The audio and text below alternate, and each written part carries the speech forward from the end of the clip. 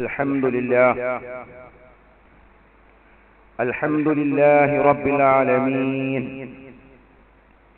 نحمده ونستعينه ونستغفره ونؤمن به ونتوكل عليه ونعوذ بالله من شرور أنفسنا ومن سيئات أعمالنا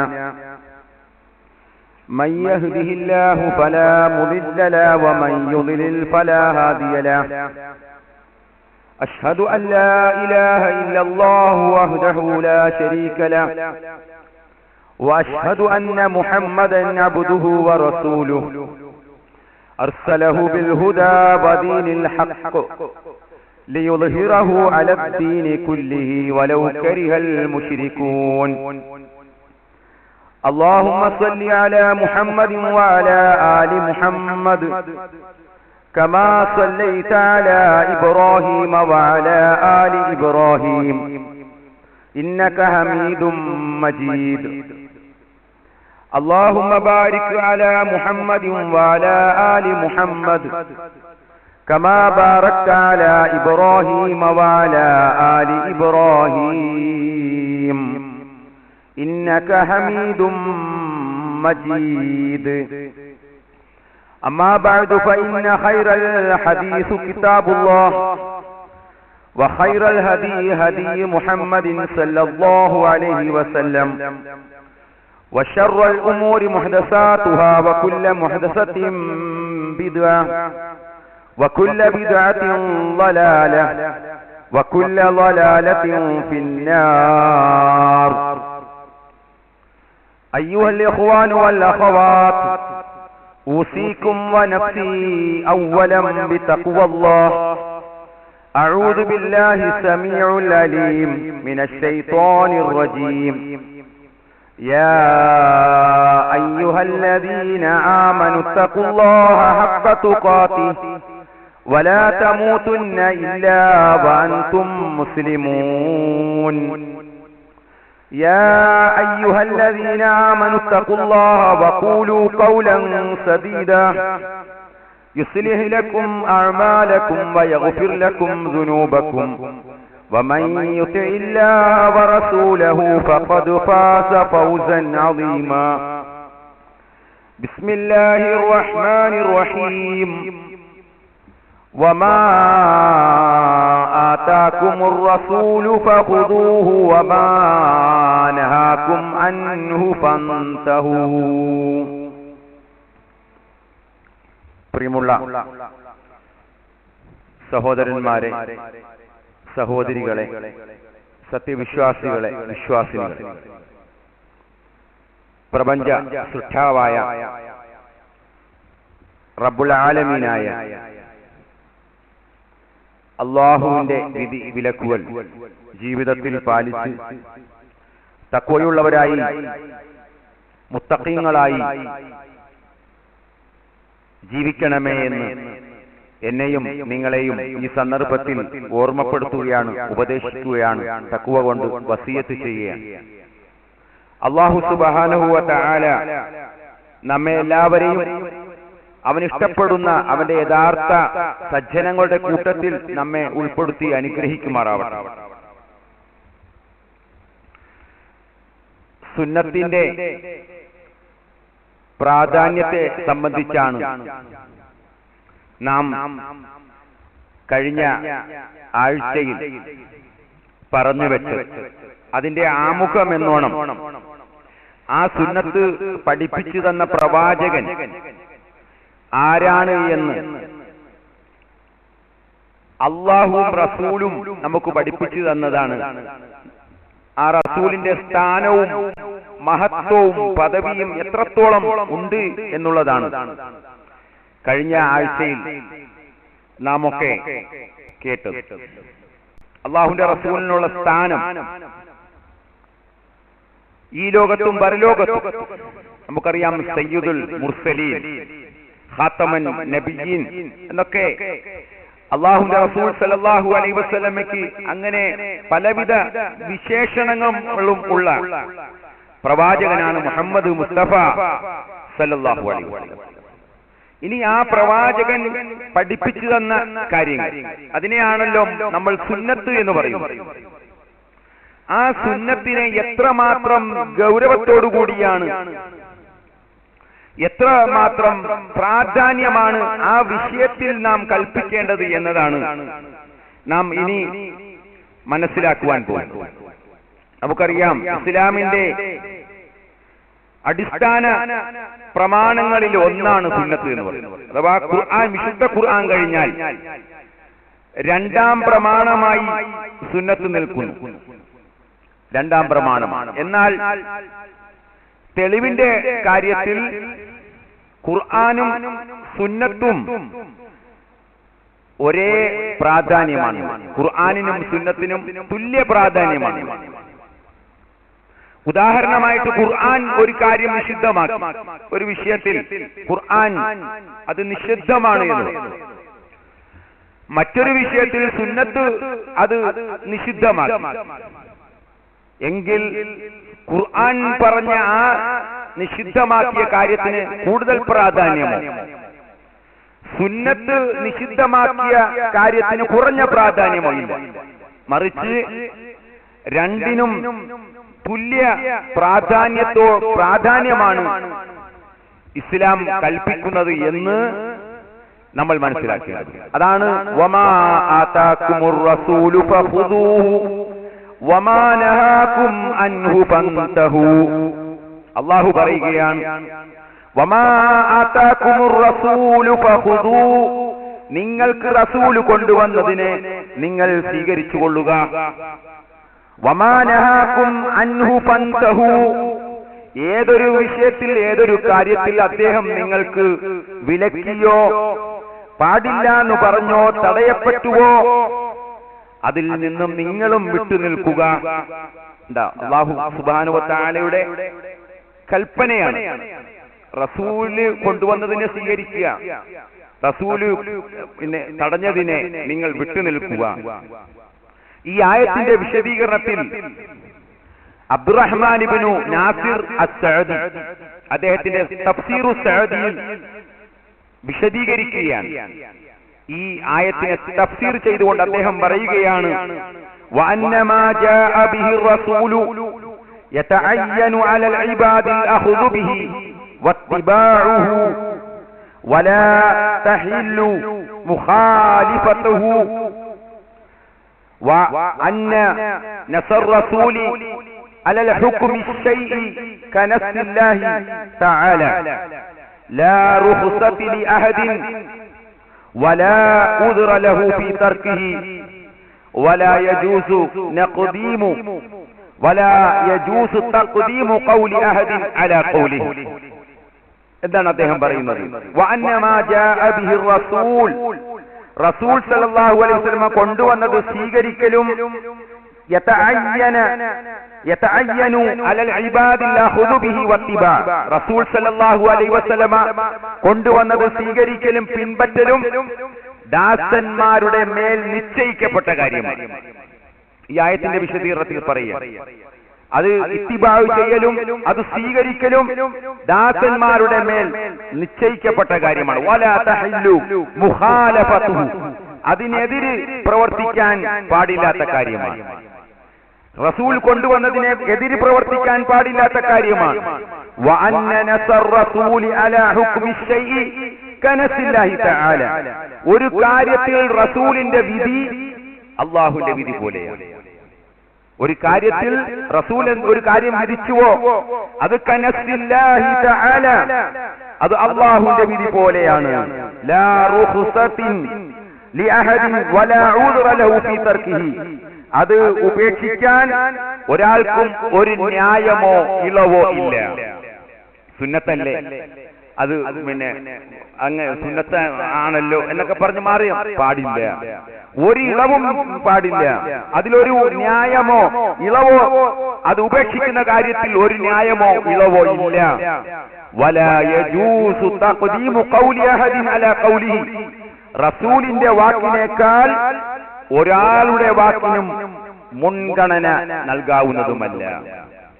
തഫ്സീർ സഅദിയിൽ പറയുക. അപ്പൊ ഇതാണ് റസൂലിന്റെ ആ സുന്നത്തിന്റെ പ്രാധാന്യവും ഗൗരവം എത്രമാത്രമുണ്ട് എന്ന് അദ്ദേഹം നമുക്ക് വിശദീകരിച്ചു തരികയാണ്. നമ്മൾ മനസ്സിലാക്കണം, വിശുദ്ധ ഖുർആൻ അള്ളാഹുവിന്റെ സംസാരമാണ് എങ്കിൽ സുന്നത്ത് എന്ന് പറയുന്നത് അഥവാ നബി സല്ലല്ലാഹു അലൈഹി വസല്ലമയുടെ സംസാരമാണ്. നബി സല്ലല്ലാഹു അലൈഹി വസല്ലമയുടെ സംസാരം അള്ളാഹുവിന്റെ വഹീന്റെ അടിസ്ഥാനത്തിലുള്ള സംസാരം.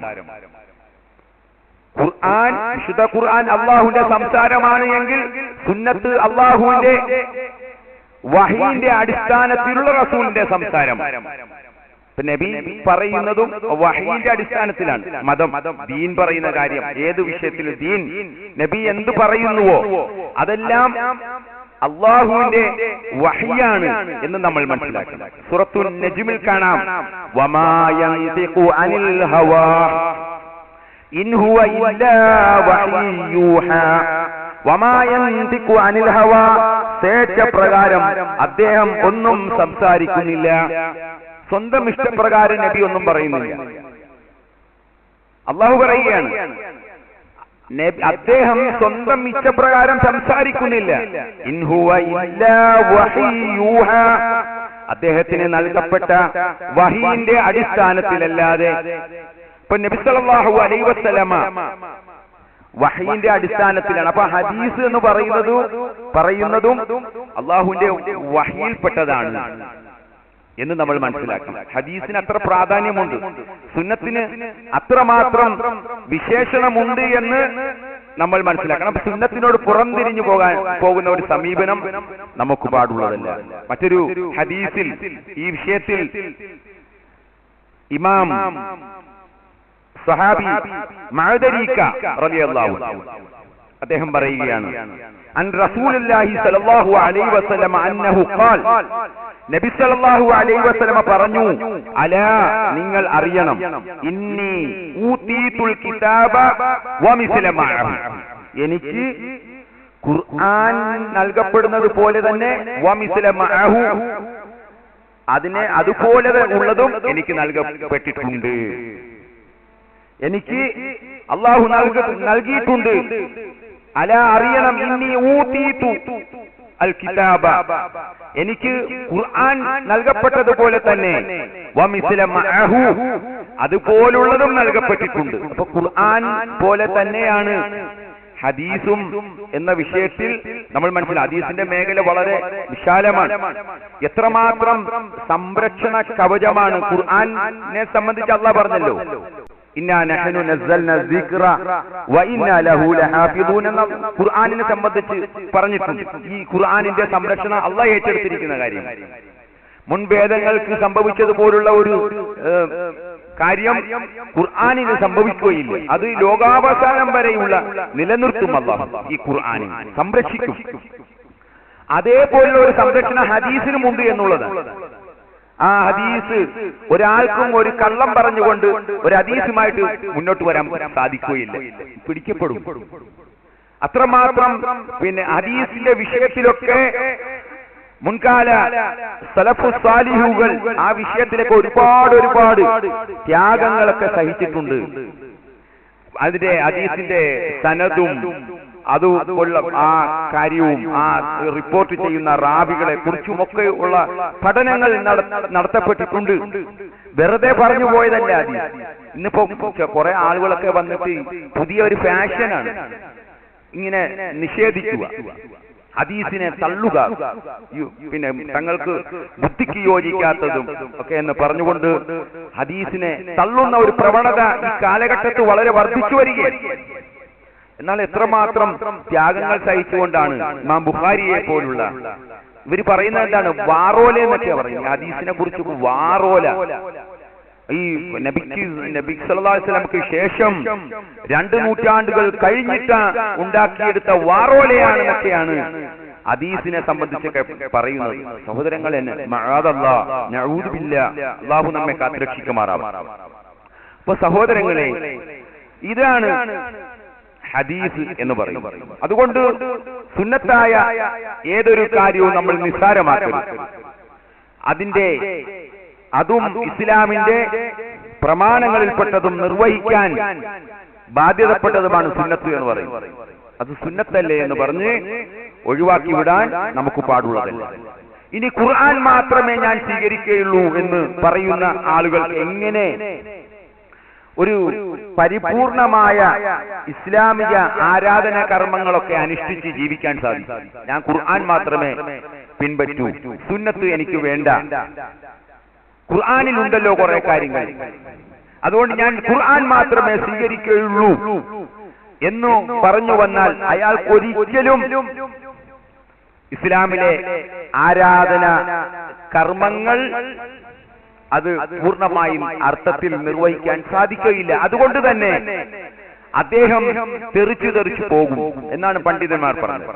അങ്ങനെയുള്ള വാദക്കാർ അയാൾ പുറത്തേക്ക് പോകും, പുറത്തേക്കുള്ള വഴി വെട്ടിത്തുറക്കുകയാണ്. ഇസ്ലാമിൽ നിന്നും പുറത്തേക്ക് ചാടിപ്പോകുന്ന വർത്തമാനവും പ്രവർത്തനവുമാണ് അത്തരക്കാർ നടത്തിക്കൊണ്ടിരിക്കുന്നത് എന്നുള്ളത് നമ്മൾ പരിശോധിക്കുക. ഇസ്ലാമിലെ ആരാധനാ അനുഷ്ഠാനങ്ങളെ കുറിച്ചൊക്കെ ഖുർആൻ പറഞ്ഞിട്ടുള്ളത് മൊത്തത്തില് ഒരു പൊതുവായ ഒരു സ്വഭാവത്തിലാണ് ഇസ്ലാമിലെ ആരാധന അനുഷ്ഠാന കർമ്മങ്ങളെ കുറിച്ച് പറഞ്ഞിട്ടുള്ളത്. ഇപ്പം യാ അയ്യുഹല്ലദീന ആമനൂ, സത്യവിശ്വാസികളെ, ഇദാ നൂദിയ ലിസ്സലാത്തി മിൻ യൗമിൽ ജുമുഅത്തി ഫസ്ഔ ഇലാ ദിക്രില്ലാഹി വദറുൽ ബൈ. ഖുർആന്റെ കൽപ്പനയാണ്, വിശ്വാസികളെ, ജുമുഅ ദിവസം നിങ്ങൾ വിളിക്കപ്പെട്ടാൽ ധൃതിയിൽ നിങ്ങൾ പള്ളിയിൽ വരുവിൻ, നമസ്കാരത്തിന് വരുവിൻ. അള്ളാഹുവിന്റെ ദിക്റിലേക്ക്, സ്മരണയിലേക്ക് വേഗം ധൃതിപ്പെട്ടു വരുവിൻ എന്ന കൽപ്പന. ആ ധൃതിപ്പെട്ടു വരുവിൻ അവിടെ കൊണ്ട് അവസാനിക്കുകയാണ്. പക്ഷെ എങ്ങനെയാണ് അതിന്റെ രൂപവും സ്വഭാവവും? എങ്ങനെയാണ് അത് എങ്ങനെയായിരിക്കും? അതെങ്ങനെയാണ് നിർവഹിക്കപ്പെടേണ്ടത്? പള്ളിയിൽ എങ്ങനെയാണ് ആ കർമ്മം നിർവഹിക്കേണ്ടത് എന്നതിനെ സംബന്ധിച്ച് ഖുർആനിൽ എവിടെയും കാണുക അതിന്റെ ആ രൂപം മൊത്തത്തിൽ പറയുന്നത്. മറിച്ച് പ്രവാചകന്റെ ഹദീസിലേക്ക് ചെല്ലുമ്പോഴാണ്, പ്രവാചകന്റെ ഹദീസിലൂടെയാണ് അതിന് നമുക്ക് സംശയ നിവാരണം ഉണ്ടാവും. ആ ഹദീസിലേക്ക് നമ്മൾ ചെല്ലുമ്പോഴാണ്, ഹദീസ് പഠിക്കുമ്പോഴാണ് പ്രവാചകൻ സല്ലല്ലാഹു അലൈഹി വസല്ലമ അന്ന് വെള്ളിയാഴ്ച ദിവസം മിമ്പറിൽ കയറി നിന്ന് 2 ഖുതുബ നടത്തിയിട്ടുണ്ട്. ഒരു ഖുതുബ കഴിയുമ്പോൾ അല്പമൊന്ന് ഇടയിലൊന്ന് ഇരിക്കും, വീണ്ടും എഴുന്നേറ്റ് ഒരു അല്പ നേരം വീണ്ടും ഒരു ദീർഘിപ്പിക്കാതെയുള്ള ഒരു പ്രസംഗവും കൂടി നടത്തുമായിരുന്നു എന്ന്. അതേപോലെ നമസ്കാരത്തെ കുറിച്ച്, നമസ്കാരം 2 റക്അത്ത് ഖുർആനിലുണ്ടോ? 2 റക്അത്ത് നിസ്കരിക്കുവിൻ എന്നുണ്ടോ? ഇല്ല, ഖുർആനിൽ കാണാൻ സാധിക്കുകയില്ല. ഫസല്ലി ലിറബ്ബിക വൻഹർ, നിന്റെ രക്ഷിതാവിന് വേണ്ടി നിങ്ങൾ നമസ്കരിക്കുക. വഖീമുസ്സലാ, നിങ്ങൾ നമസ്കരിക്കുക. എല്ലാം പൊതുവെ പറഞ്ഞു പോയിട്ടുണ്ട് എന്നല്ലാതെ അതിന്റെ രൂപവും വ്യക്തതയും കൃത്യതയും ഒന്നും അള്ളാഹുവിന്റെ പ്രവാചകനിലൂടെ അല്ലാതെ നമുക്ക് കണ്ടെത്തുക സാധ്യമല്ല. അപ്പൊ ഇങ്ങനെയുള്ളവർക്ക് എങ്ങനെ നമസ്കാരം നിർവഹിക്കാൻ സാധിക്കും? അങ്ങനെയുള്ളവർ പറഞ്ഞു എവിടെ എത്തിയെന്നറിയാം. അഖ്മിസ്സലാത്ത ലിദിക്രി, എന്നെ സ്മരിക്കാൻ വേണ്ടി നിങ്ങൾ നമസ്കരിക്കുക, എന്നെ ഓർക്കാൻ വേണ്ടി, എന്നെ സ്മരിക്കാൻ വേണ്ടി നിങ്ങൾ നമസ്കരിക്കുക എന്നാണല്ലോ. അപ്പോ അതുകൊണ്ട് പിന്നെ ഒരാൾ എവിടെ വെച്ച് അള്ളാഹുവിനെ ഓർക്കുന്നുവോ അപ്പോൾ അയാളുടെ നമസ്കാരം കഴിഞ്ഞു. ഒരു വ്യാഖ്യാനിക്കുന്നതാണ്, ഇവരുടെ വ്യാഖ്യാനമാണ്. എവിടെ വെച്ച് അള്ളാഹുവിനെ സ്മരിക്കുന്നുവോ അവിടെ വെച്ച് അയാളുടെ നമസ്കാരം കഴിഞ്ഞു എന്നാ പറയും. നോക്കുക സഹോദരങ്ങളെ, എങ്ങനെ ഇവർക്ക് ഈ ദീനിനെ പൂർണ്ണമായി ഉൾക്കൊള്ളുവാൻ സാധിക്കും? അഹങ്കാരം എന്നല്ലാതെ വലിയ കണ്ടുപിടുത്തക്കാരനാണ്, ഗവേഷകനാണ് എന്ന ഈ വലിയ സർട്ടിഫിക്കറ്റ് ലഭിക്കാൻ വേണ്ടിയല്ലാതെ എന്താണ് ഇവർക്ക് നേട്ടമെന്ന് പറയുന്നത്? പൂർവകാല സ്വഹാബിമാർ അവരുടെ ജീവിതത്തിലേക്കൊക്കെ നോക്കാനല്ലേ പറയുന്നത്? അവരെ പിൻപറ്റാനല്ലേ പറയുന്നത്? അവരെങ്ങനെ നമസ്കരിച്ചു? ദുഹർ നമസ്കാരം, അസർ നമസ്കാരം, അങ്ങനെ ഒരു ദിവസത്തിലെ 5 നേരത്തെ നമസ്കാരം, ആ നമസ്കാരത്തിലെ റക്അത്തുകളുടെ എണ്ണം എങ്ങനെ ആണ് എന്നുള്ള കാര്യങ്ങളൊക്കെ കൃത്യമായി സുന്നത്തിലൂടെയല്ലേ വിശദീകരിച്ചു വരുന്നത്. അതേപോലെ തന്നെ ഖുർആന്റെ പൊതുവായ മറ്റു പല വിഷയങ്ങളും അപ്പൊ നമുക്കറിയാം ഇന്ന ഇദ്ദത്ത ശുഹൂരി ഇൻദല്ലാഹി 12 ശഹ്റൻ ഫീ കിതാബില്ലാഹി യൗമ ഖലഖസ് സമാവാതി വൽ അർള മിൻഹാ അർബഅത്തുൻ ഹുറുമുൻ ദാലിക ദീനുൽ ഖയ്യിം എന്ന് പറയുന്ന സൂറത്തു തൗബയിലെ ആയത്ത് 36-ാമത്തെ ആയത്ത്. ഈ ആയത്ത് എങ്ങനെയാണ്? അള്ളാഹു പറയുകയാണ്, ആകാശ ഭൂമികളെ സൃഷ്ടിച്ച കാലം മുതൽ അള്ളാഹുവിന്റെ അടുക്കൽ മാസങ്ങളുടെ എണ്ണം 12ആണ്. ഏത് 12ആണ്?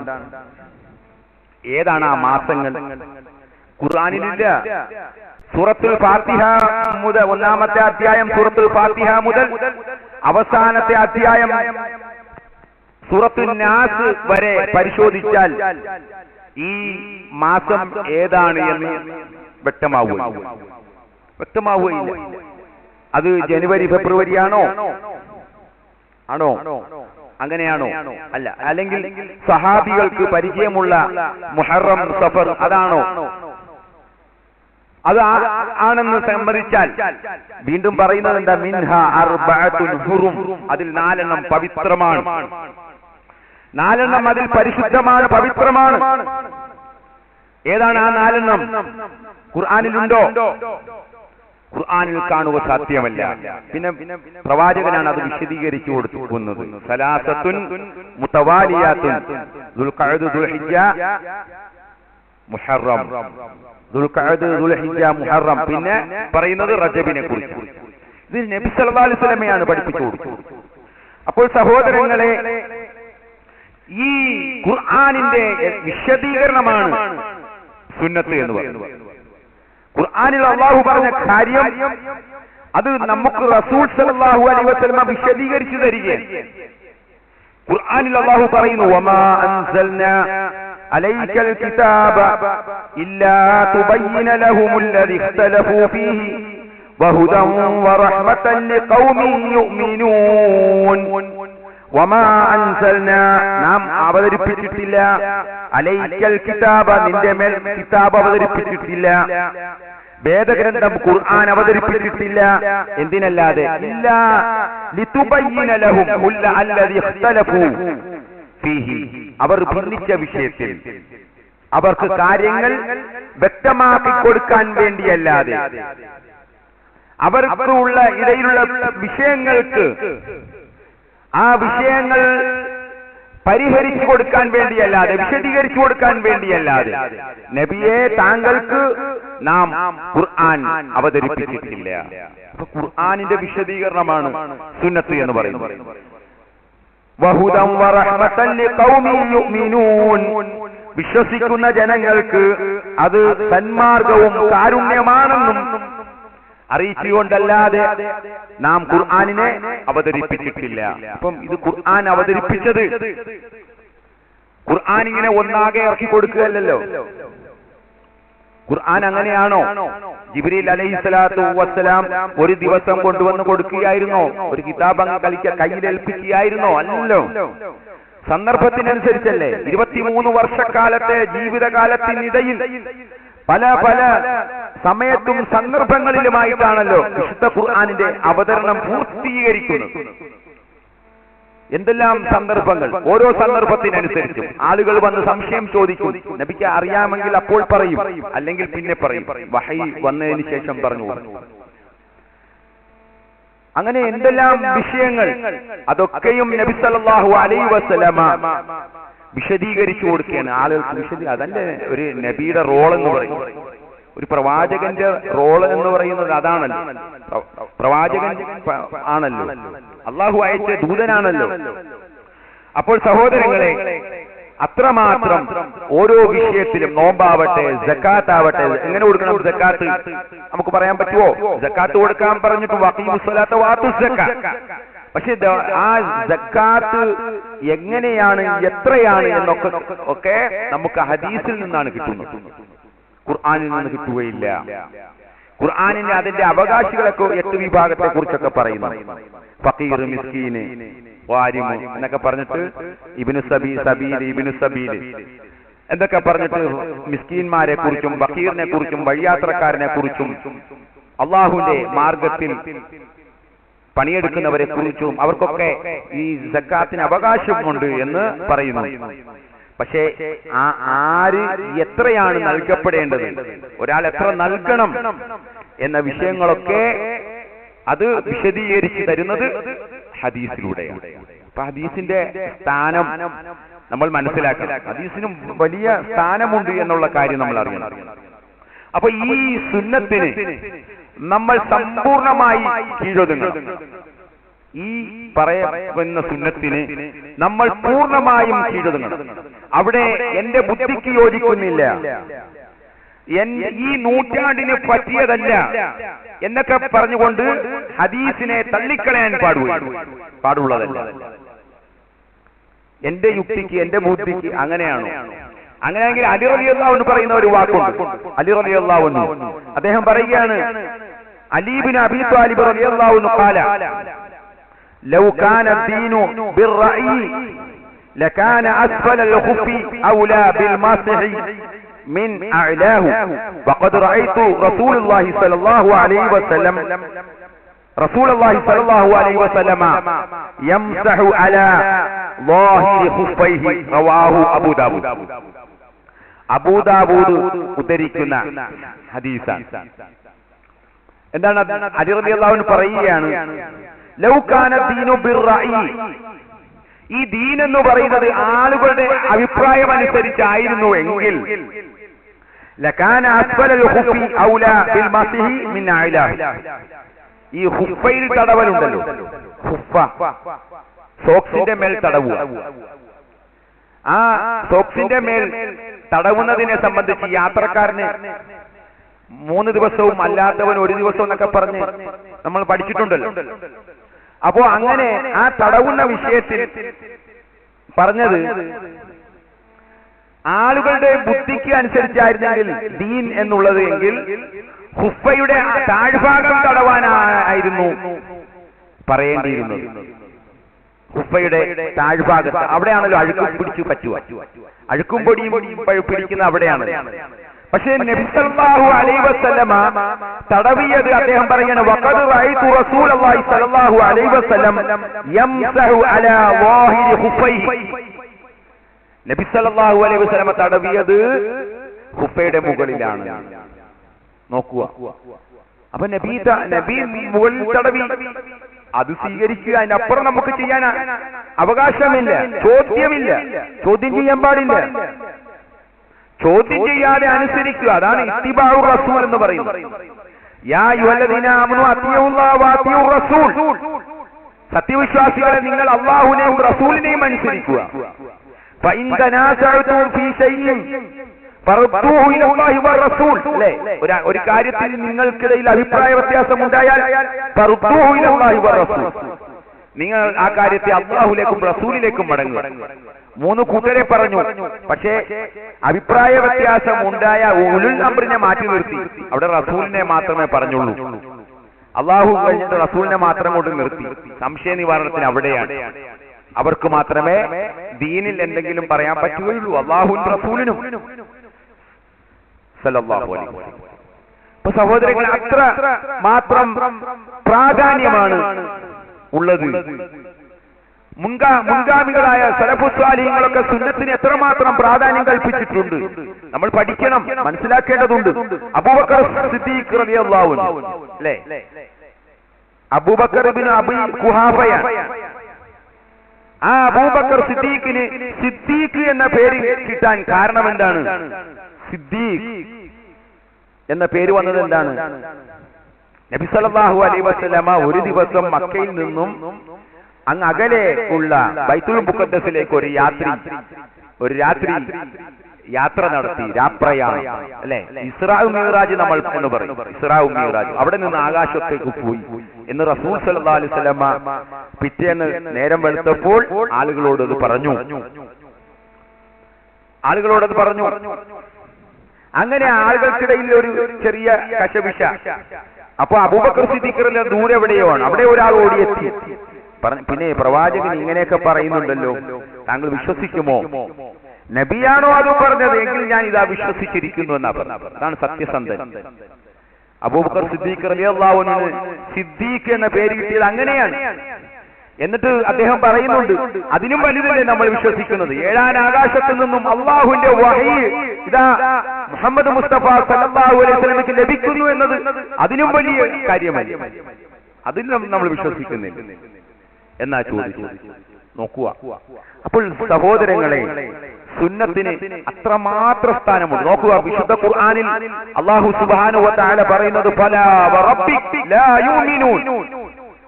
നമ്മൾ എപ്പോഴും മനസ്സിൽ കോറിയിടേണ്ട ആയത്താണ്. ഫലാ വറബ്ബിക ലാ, നമ്മളോട് തന്നെ പറയണം, ഫലാ വറബ്ബിക ലാ യുമിനൂന ഹത്താ യുഹക്കിമൂക ഫീമാ ശജറ ബൈനഹും ثم لا يجدوا في أنفسهم حرجا مما قضيت ويسلموا تسليما. എന്താ പറഞ്ഞത്? ഫലാ വറബ്ബിക, നിന്റെ രക്ഷിതാവിനെ തന്നെയാണ് സത്യം, ലാ യുമിനൂൻ, അവർ വിശ്വാസികളാവുകയില്ല, ഹത്താ യുഹക്കിമൂക ഫീമാ ശജറ ബൈനഹും, അവർക്കിടയിൽ ഭിന്നതയുണ്ടായ വിഷയത്തിൽ നിന്നെ അവർ വിധികർത്താവാക്കുകയും. തീർന്നില്ല, നീ വിധിച്ച കാര്യത്തിൽ പിന്നീട് അവരുടെ മനസ്സുകളിൽ യാതൊരു വിഷമവും തോന്നാതിരിക്കുകയും. നബി ഒരു കാര്യത്തിൽ വിധിച്ചു, ആ വിധി പരിപൂർണമായി വയുസല്ലിമു തസ്ലീമാ, ആ വിധിയെ പരിപൂർണമായി സമ്മതിച്ച് അനുസരിക്കുകയും ചെയ്യുന്നത് വരെ നിങ്ങൾ വിശ്വാസികളാവുകയില്ല. നോക്കുക സഹോദരങ്ങളെ, പ്രവാചകൻ ഒരു കാര്യം പറഞ്ഞോ, അത് അനുസരിക്കുക, പരിപൂർണമായിട്ട് അംഗീകരിക്കുക, അനുസരിക്കുക. ഞാനിതാ അതിന്റെ മുമ്പിൽ നിൽക്കുകയാണ്, ഞാനിതാ പരിപൂർണമായി സമ്പൂർണമായി അനുസരിച്ചിരിക്കുന്നു. നമ്മുടെ നമസ്കാരവും നമ്മുടെ എല്ലാ ആരാധനാ കർമ്മങ്ങളും ആ റസൂലുള്ള പഠിപ്പിച്ചതിന്റെ അടിസ്ഥാനത്തിലുള്ള നമസ്കാരങ്ങൾ. അതുകൊണ്ട് ഞാൻ ഇഷ്ടപ്പെട്ട പോലെ എനിക്ക് നിസ്കരിക്കാൻ പാടില്ല, ഞാൻ ഇഷ്ടപ്പെട്ടതുപോലെ എന്റെ വസ്ത്രം ധരിക്കൂ, പാടില്ല, ഞാൻ ഇഷ്ടപ്പെട്ടതുപോലെ ഞാൻ ഭക്ഷണം കഴിക്കൂ, പാടില്ല. ഒരു മുസ്ലിമാണോ വിശ്വാസിയാണോ അവൻ എങ്കിൽ അയാൾ പരിപൂർണമായും വയുസല്ലിമു തസ്ലീമ, അല്ലാഹുവിന്റെ റസൂലിനെ പരിപൂർണമായി സമ്പൂർണമായി അയാൾ അനുസരിക്കണം. ഇതാണ് സുന്നത്ത് എന്ന് പറയുന്നത്. അപ്പോ സഹോദരങ്ങളെ, ആ രീതിയിൽ അള്ളാഹുവിന്റെ പ്രവാചകന്റെ സുന്നത്തിനെ മനസ്സിലാക്കി ആ സുന്നത്ത് മുറുകെ പിടിച്ച് ജീവിക്കുവാൻ നാം പരിശ്രമിക്കുക. അല്ലാഹു സുബ്ഹാനഹു വ തആല നമ്മെ എല്ലാവരെയും അനുഗ്രഹിക്കുമാറാകട്ടെ.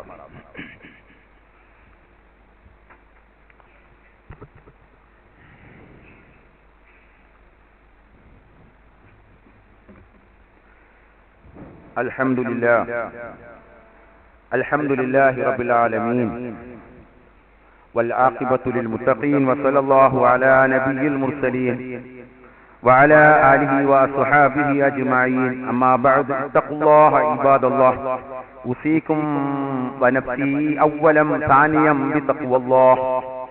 പ്രിയമുള്ള സഹോദരങ്ങളെ, ഒരിക്കൽ കൂടി അല്ലാഹുവിന്റെ വിധി കൽപ്പനകൾ അനുസരിച്ച് ജീവിക്കണമേ എന്ന് എന്നെയും നിങ്ങളെയും ഉപദേശിക്കുകയാണ്, വസിയ്യത്ത് ചെയ്യുകയാണ്. അല്ലാഹു നമ്മെ എല്ലാവരെയും അനുഗ്രഹിക്കുമാറാവട്ടെ.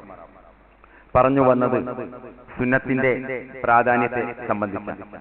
ആ സുന്നത്തിനെ നാം അവഗണിക്കാൻ പാടില്ല. ഒരു വിഷയത്തിൽ പ്രവാചകന്റെ സുന്നത്ത് സ്ഥിരപ്പെട്ടു വന്നാൽ അതൊരിക്കലും നമുക്ക് നമ്മുടെ ഇഷ്ടത്തിലേക്ക് മാറ്റാൻ പാടില്ല. എന്റെ ഇഷ്ടം ഇങ്ങനെയാണ് എന്ന് പറയാൻ പാടില്ല.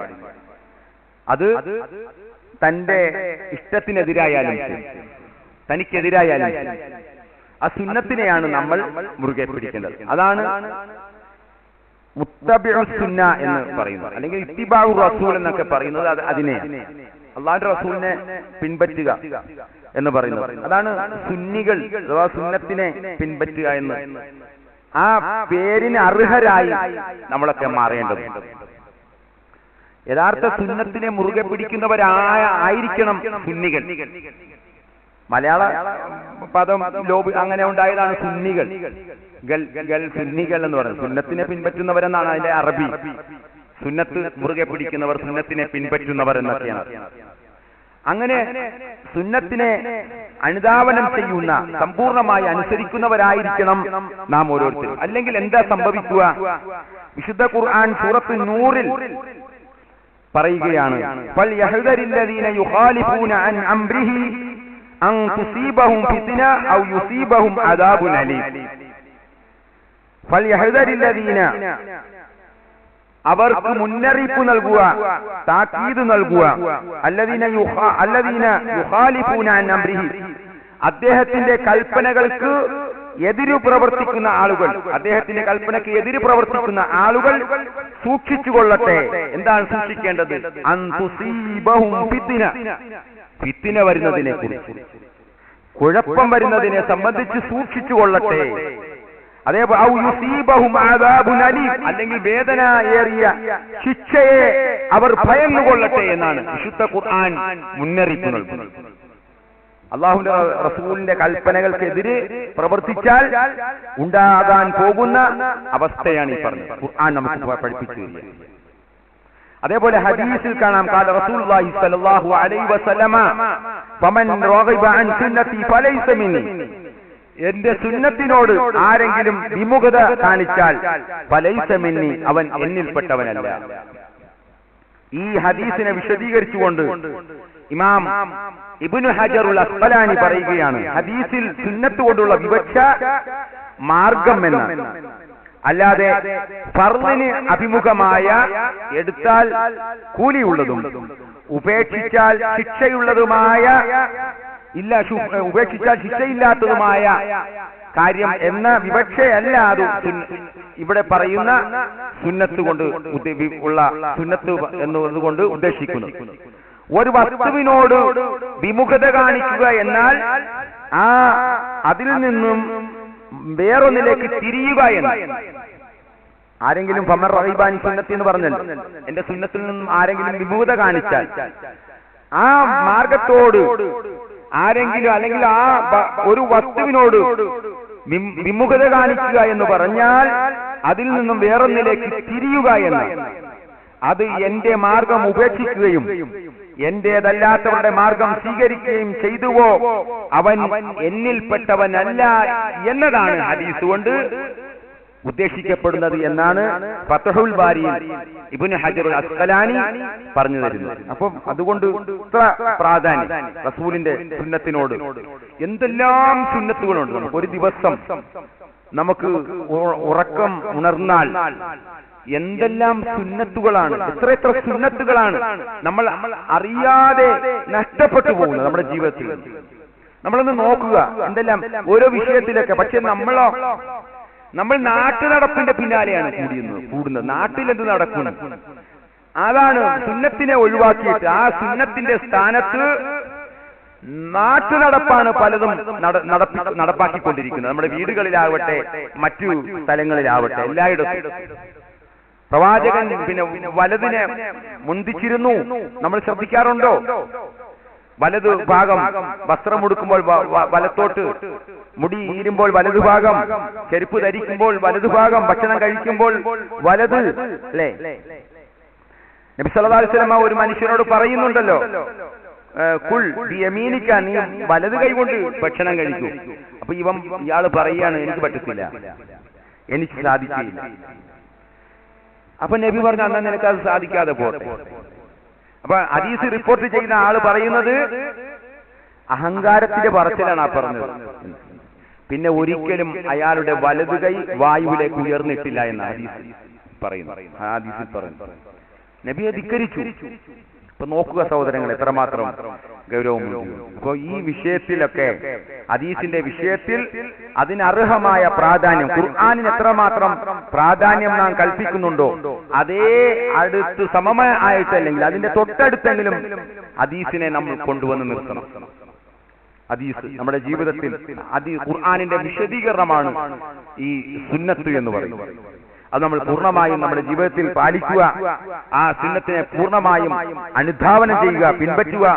അല്ലാഹു സുബ്ഹാനഹു വ തആല അത്തരത്തിൽ യഥാർത്ഥ സുന്നത്ത് പിൻപറ്റി ജീവിക്കുന്ന ആളുകളിൽ അല്ലാഹു നമ്മെ എല്ലാവരെയും ഉൾപ്പെടുത്തി അനുഗ്രഹിക്കുമാറാവട്ടെ. നമ്മിൽ നിന്നും വന്നുപോയ ചെറുതും വലുതുമായ പാപങ്ങൾ അല്ലാഹു നമുക്ക് പുറത്തു മാപ്പ് നൽകുമാറാവട്ടെ. നമ്മുടെ വീഴ്ചകളും പോരായ്മകളും എല്ലാം അല്ലാഹു നമുക്ക് പുറത്ത് നമ്മെ എല്ലാവരെയും അല്ലാഹു സ്വർഗത്തിൽ പ്രവേശിപ്പിക്കുമാറാവട്ടെ. നമ്മുടെ കൂട്ടത്തിൽ രോഗം കൊണ്ടും അതേപോലെ കടം കൊണ്ടുമൊക്കെ ധാരാളം ആളുകൾ വിഷമിക്കുന്ന ആളുകൾ, അവർക്കെല്ലാം അള്ളാഹു ആശ്വാസവും ശിഫയും അസുഖങ്ങളിൽ നിന്നും രോഗത്തിൽ നിന്നുമെല്ലാം പൂർണ്ണമായ ശിഫയം നൽകുകയും കടത്തിൽ നിന്നും എല്ലാം അള്ളാഹു അവരെ ഒഴിവാക്കി അവർക്ക് ആശ്വാസം നൽകുകയും ചെയ്യുമാറാവട്ടെ. നമ്മുടെ കുടുംബത്തെ ആകമാനം അള്ളാഹു സ്വർഗത്തിൽ പ്രവേശിപ്പിക്കുമാറാവട്ടെ. എല്ലാവിധ ഇസ്സത്തും അള്ളാഹു ഖൈറും അള്ളാഹു നമുക്ക് പ്രദാനം ചെയ്യുമാറാവട്ടെ. اللهم أحينا على الكتاب والسنة وأمتنا مع الإيمان والتوبة. اللهم أحينا على الكتاب والسنة. اللهم أحينا على الكتاب والسنة وأمتنا مع الإيمان والتوبة. اللهم اغفر لنا ذنوبنا وكفر عنا سيئاتنا وتوفنا مع الأبرار. اللهم ربنا ظلمنا أنفسنا وإن لم تغفر لنا وترحمنا لنكونن من الخاسرين. اللهم ربنا هب لنا من أزواجنا وذرياتنا قرة أعين واجعلنا للمتقين إماما. اللهم ربنا تقبل منا إنك أنت السميع العليم وتب علينا إنك أنت التواب الرحيم واغفر لنا برحمتك يا أرحم الراحمين. سبحانك اللهم وبحمدك أشهد أن لا إله إلا أنت أستغفرك وأتوب إليك.